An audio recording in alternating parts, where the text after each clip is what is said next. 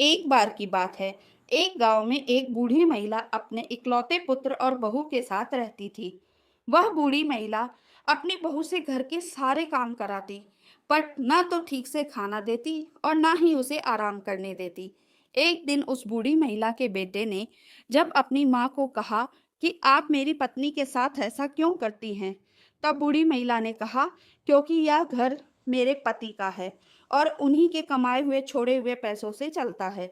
यह बात बेटे को चुभ गई और वह शहर चला गया पैसे कमाने के लिए। घर पर बूढ़ी महिला अपनी बहू पर अब भी अत्याचार करती थी। एक दिन बहू मंदिर गई तो वहां उसने कुछ स्त्रियों को संतोषी माता का व्रत करते हुए देखा। बहू के पूछने पर एक स्त्री ने बताया कि शुक्रवार को नहा धोकर एक लोटे में साफ पानी लेना, प्रसाद में गुड़ चना लेकर सच्चे मन से माँ का पूजन करना, याद रखना खटाई नहीं खानी है। व्रत का विधान सुनकर बहू विधि पूर्वक पूजन करने लगी।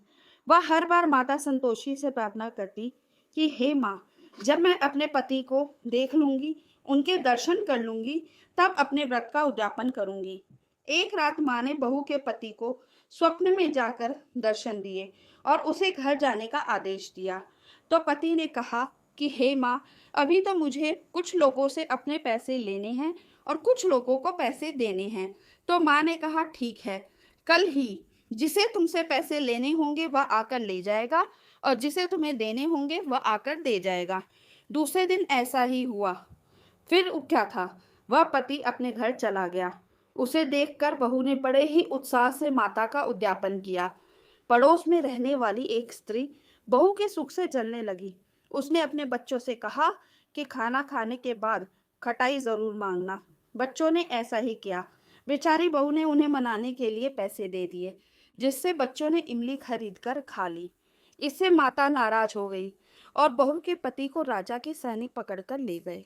बहू माता संतोषी से प्रार्थना करने लगी, हे माँ, मुझसे कोई भूल हुई है तो क्षमा करना माँ। मैं अगले शुक्रवार को आपका फिर से उद्यापन करूंगी। मेरे पति को भी क्षमा करना माँ, नहीं तो मैं अन्न जल त्याग कर आपके चरणों में ही अपने प्राण त्याग दूंगी। तभी बहू का पति घर आया और कहने लगा कि राजा ने मुझे कर लेने के लिए बुलाया था, क्योंकि मैंने इतने पैसे जो कमाए हैं।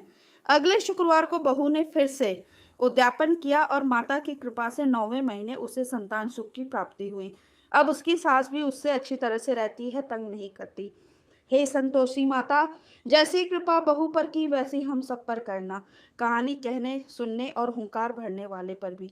अगर आपको मेरी कहानी अच्छी लगी हो तो प्लीज़ चैनल को सब्सक्राइब ज़रूर करें।